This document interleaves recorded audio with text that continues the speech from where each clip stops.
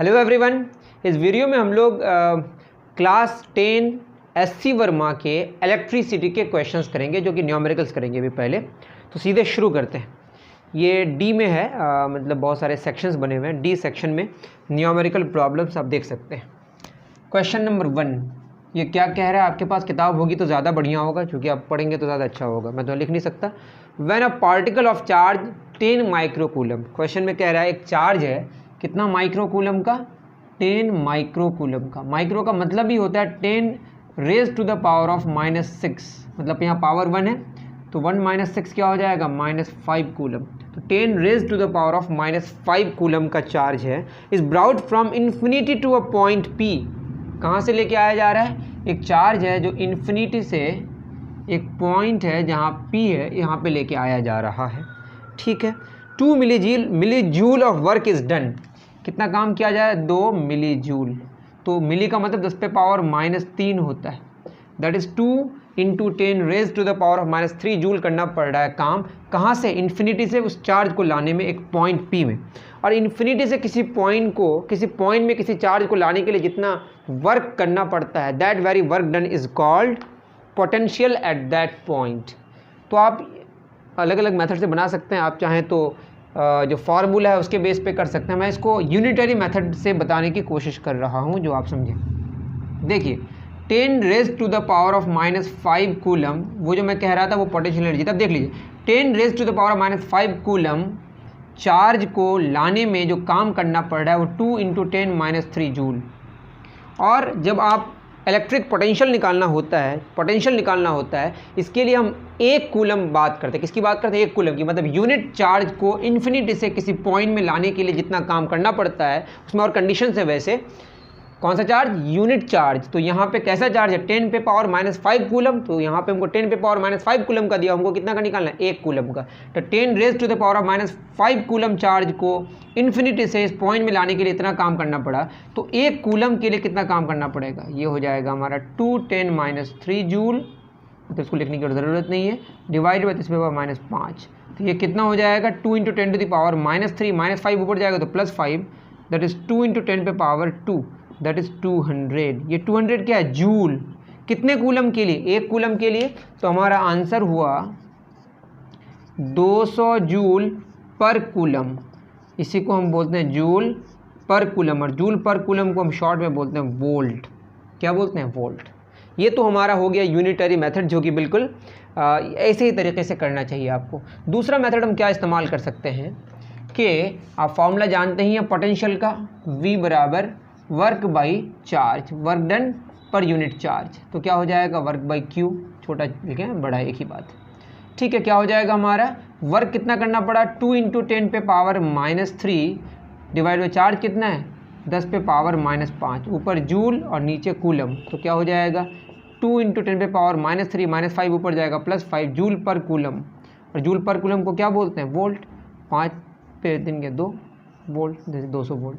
तो ये फार्मूला के हिसाब से भी कर सकते हैं आप, और चाहे तो यूनिटरी मेथड से समझ के कर सकते हैं, बिल्कुल। ठीक है।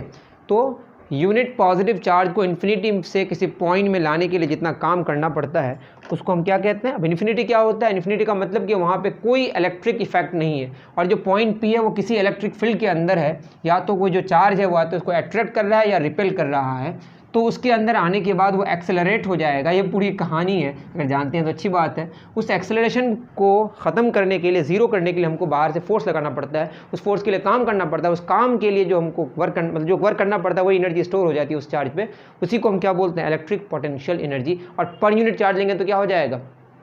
वो हो जाएगा, मतलब 1 कूलम के ले लेंगे तो हो जाएगा इलेक्ट्रिक पोटेंशियल। वो डिटेल आप कर सकते हैं वहाँ से। ठीक है। मेरे लेक्चर्स अगर हैं अवेलेबल तो वहाँ से कर सकते हैं। मुझे खुद भी याद नहीं है कि लेक्चर्स हैं कि नहीं। अगर चाहिए तो आप कमेंट करके बता सकते हैं। सेकंड क्या है? Calculate the work done in taking a charge of 0.02 coulomb from A to B if the potential at A में कितना है? पोटेंशियल A में दिया हुआ है कितना? 20 वोल्ट। और पोटेंशियल B में कितना दिया हुआ है? इसमें दिया हुआ 30 वोल्ट। मतलब इन्फिनिटी से यूनिट पॉजिटिव चार्ज को A पॉइंट तक लाने के लिए 20 जूल काम करना पड़ता है, और B तक लाने के लिए 30 जूल काम करना पड़ता है। यहाँ हाई पोटेंशियल है और यहाँ लो पोटेंशियल है। हाई पोटेंशियल से लो पोटेंशियल की तरफ फ्लो करता है चार्ज। ठीक है। तो work done in taking charge of 0.02 coulomb. Charge कितना बोला है? 0.02 कूलम। कितना चार्ज? 0.02 कूलम। स्मॉल की हुई इस्तेमाल करते हैं, ज़्यादा इस्तेमाल किया जाता है।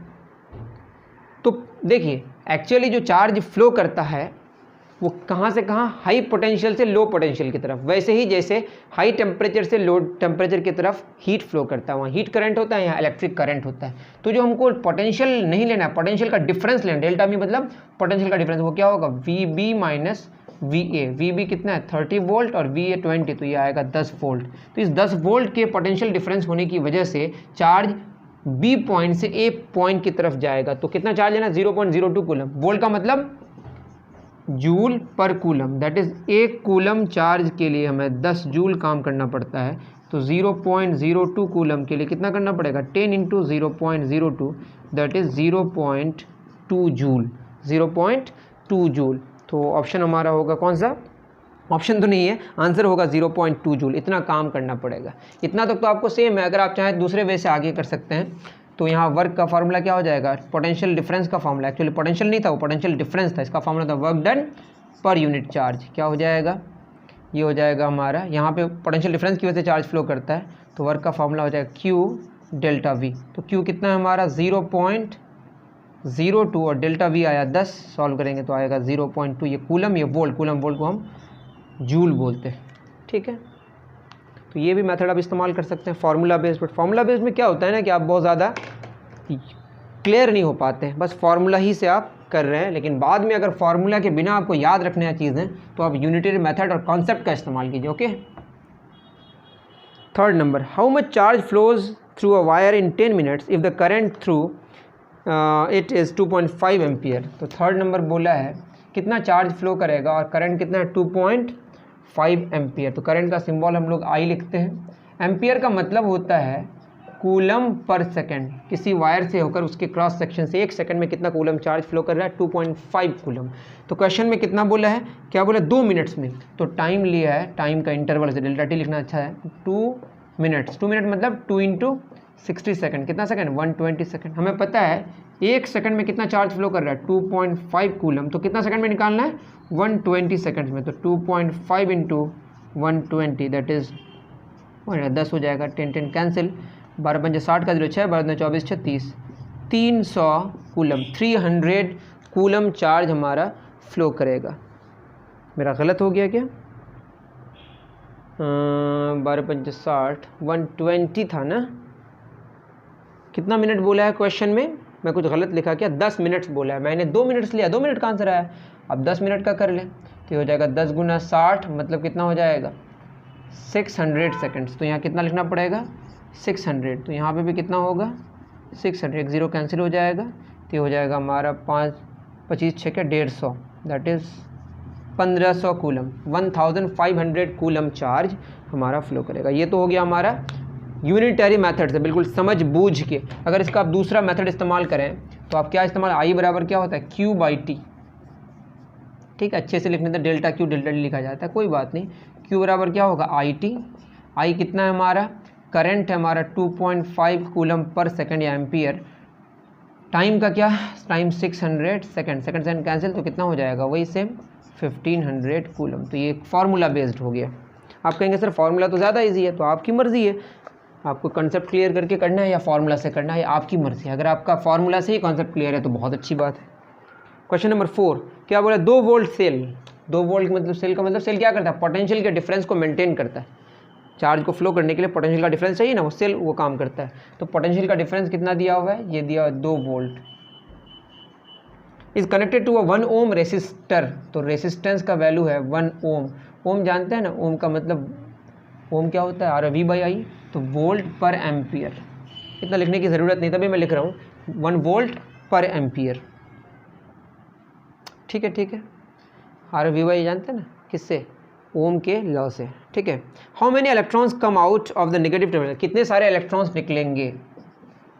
ठीक है, क्योंकि आप इसमें देखिएगा जो सेल लगा हुआ होता है, देख बता ही दे रहे हैं, ये हमारा सेल है और यहाँ पे एक रेसिस्टर है। ठीक है, 2 वोल्ट यहाँ पे है, मतलब इन दोनों का डिफरेंस 2 वोल्ट है। इधर क्या फ्लो करता है? करंट। तो करंट इस रेसिस्टर से होके फ्लो करेगा, है ना? करंट का मतलब पॉजिटिव चार्ज ये पॉजिटिव टर्मिनल से निगेटिव टर्मिनल की तरफ आता है, लेकिन इलेक्ट्रॉन्स निगेटिव से पॉजिटिव की तरफ आता है।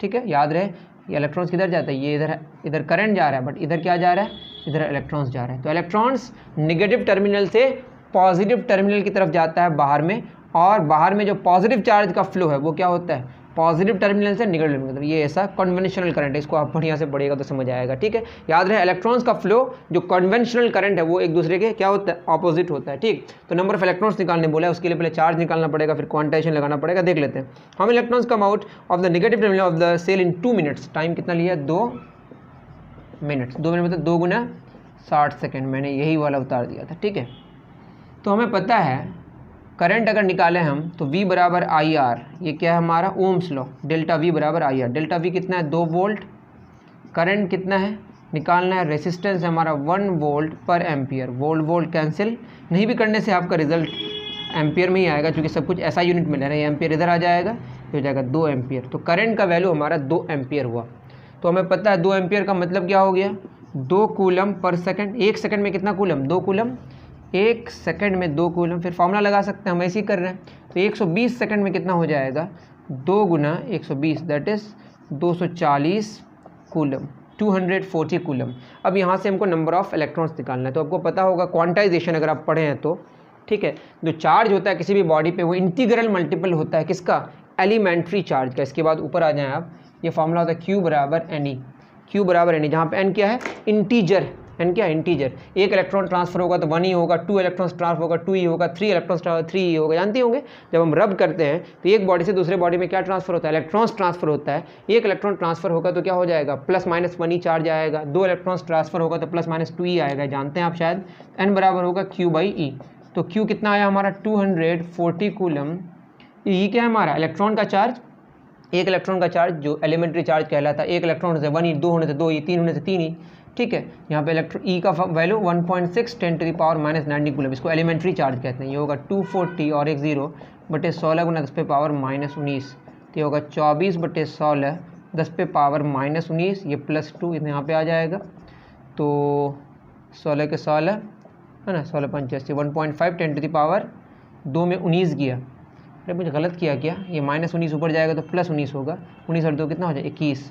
तो इतने सारे 1.5 × 10⁻21, मतलब 5 पर 20 जीरो आप पुट करेंगे तो इतने सारे इलेक्ट्रॉन्स ट्रांसफ़र हो रहे हैं। ओके, कितने सारे इलेक्ट्रॉन्स, 1.5 × 10⁻21।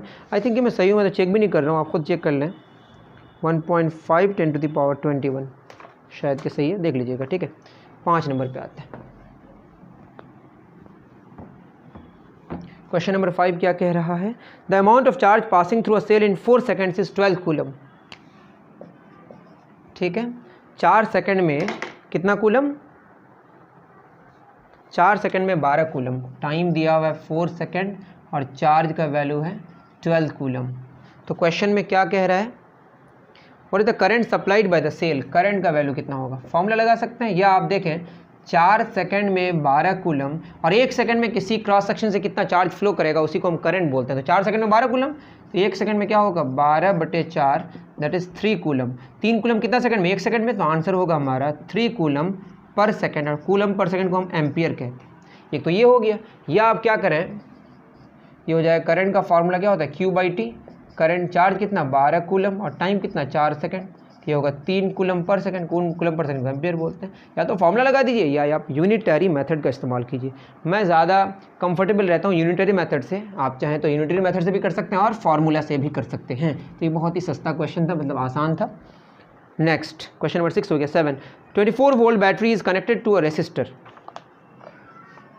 एक रेसिस्टर है ना, रेसिस्टर, इसमें कितना वोल्ट, 24 वोल्ट, 24 वोल्ट का बैटरी हमने कनेक्ट कर दिया, बहुत अच्छी बात है।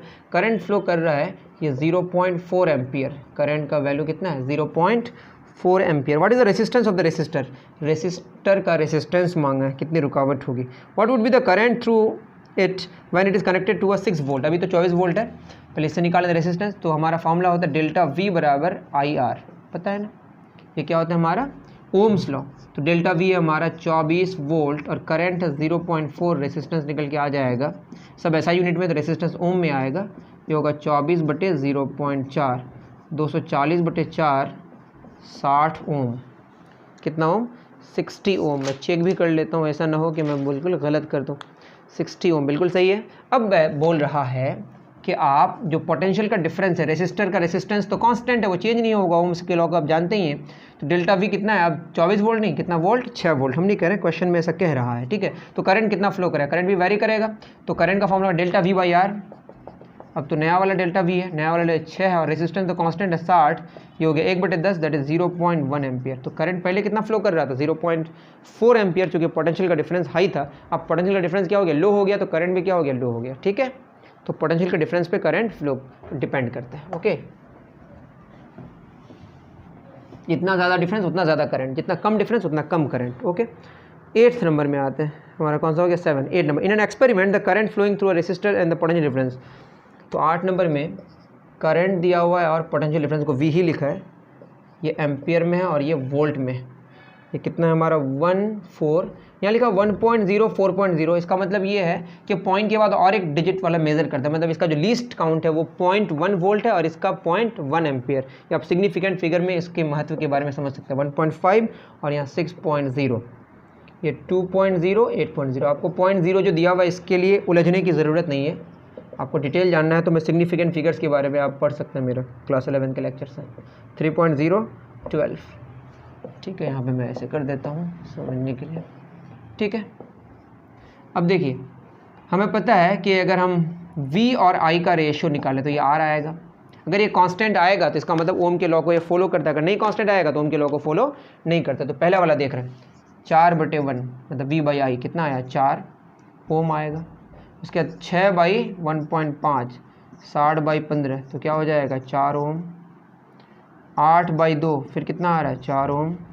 फिर क्या होगा? 10/2.5, ये भी कितना आएगा? 4 ओम। पॉइंट हटा के 100, 25 100।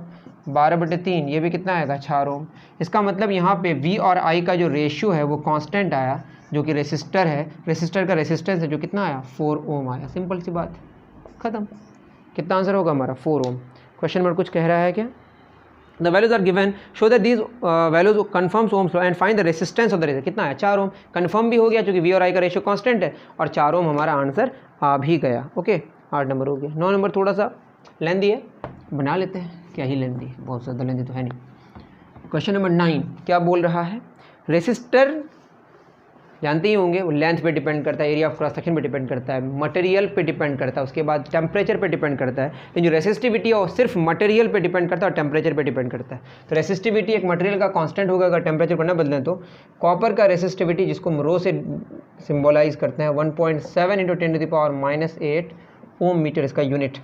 What length of the copper wire? First number में बोला है लेंथ उस कॉपर वायर का कितना होगा जिसका डायमीटर कितना गिवन है? 0.1 mm, दैट इज़ 0.1 मिलीमीटर, मतलब मिली 10⁻³ मीटर। तो ये हो जाएगा, पॉइंट हटाएंगे तो 10 हो जाएगा, तो 1/10, 1 तो हटा ही दीजिए आप, 10⁻³ प्लस 1 है यहाँ पे, ऊपर जाएगा -1, दैट इज़ 10⁻⁴ मीटर।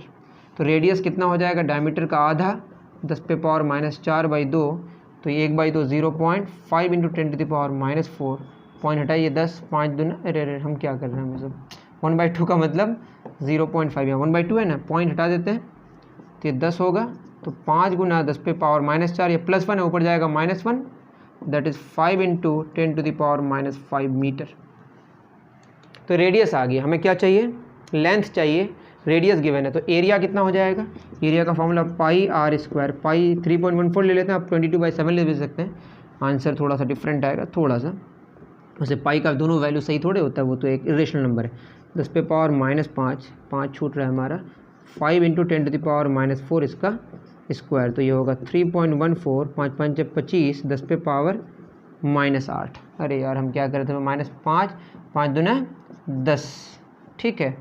25 चौक 100 का 0 हासिल, इसको अगर हम मल्टीप्लाई करेंगे 25 × 3 ये आएगा 78.5 × 10⁻⁻10। पॉइंट हटा देंगे तो क्या होगा? 10, वही 185 × 10⁻, ये +1 ऊपर जाएगा -1, 10⁻⁻11 मीटर स्क्वायर।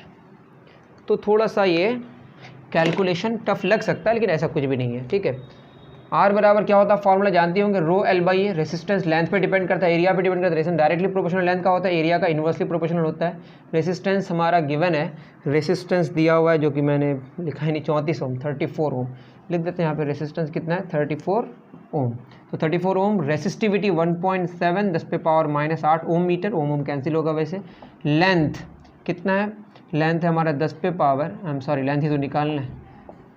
एरिया आ गया हमारा 785 गुना 10 पे पावर -11। अगर मैं सही हूँ तो देख लीजिएगा, पॉइंट हटाएंगे तो यहाँ 10 आएगा, 17 दूना 34, 785 गुना 2, 2 × 785 इज इक्वल टू L × 10 पे पावर -8 बटे 10 पे पावर, यहाँ 1 है, 1 - 11 क्या होगा, -10।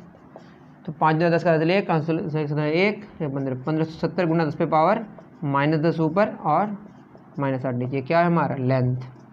तो लेंथ हो गया 1570 गुना 10 पे पावर -8 ऊपर या +8, 8 में 10 गया -2, 1570 गुना 10 पे पावर -2, दैट इज़ यहाँ 100 नीचे आ जाएगा, यह आएगा 15.70, आंसर में 71 है शायद, है ना। 15.70 मीटर हमारे डेटा के हिसाब से आया, क्योंकि हमने पाई का वैल्यू 3.14 लिया। पाई का वैल्यू एक्जैक्टली कोई तो जानता नहीं है, आप 22/7 पुट कर दीजिए तो आंसर शायद 15.71 आ जाए, तो इतना चलेगा हमारा, ठीक है। बोला ही नहीं पाई का वैल्यू क्या पुट करें। ये एक आंसर आया, थोड़ा लेंदी हो गया, अगर समझ नहीं आया तो मुझे कमेंट करके बता सकते हैं। बी में क्या बोला है, 9 का ए हुआ, ये 9 का क्या चाहिए, बी।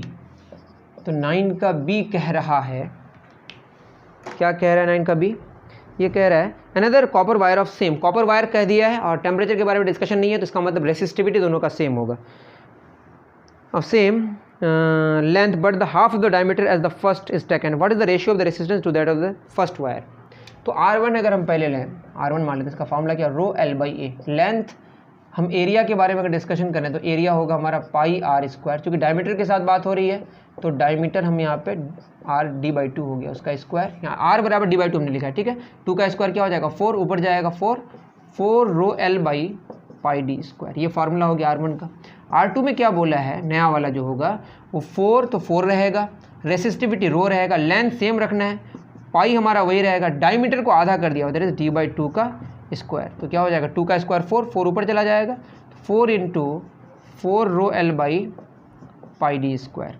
अब R2 और R1 का रेशियो निकालना है, हमको डेटा की ज़रूरत ही नहीं पड़ेगी, यहीं से हम कर लेंगे। तो ये होगा ऊपर 4 × 4 rho L by pi D square, नीचे 4 rho L by pi D square, ये हमारा कैंसिल हो गया, तो आया 4, दैट इज़ R, या 4:1 लिख दीजिए, R2 बराबर 4R1। तो रेसिस्टेंस 1 जितना है उसका 4 टाइम्स हो गया R2, क्यों, क्योंकि डायमीटर हमने आधा कर दिया है, आधा करने का मतलब उसका जो क्रॉस सेक्शन हो गया वो नैरो हो गया, और जितना नैरो होगा उतना ज़्यादा रेसिस्टेंस होगा, ठीक है।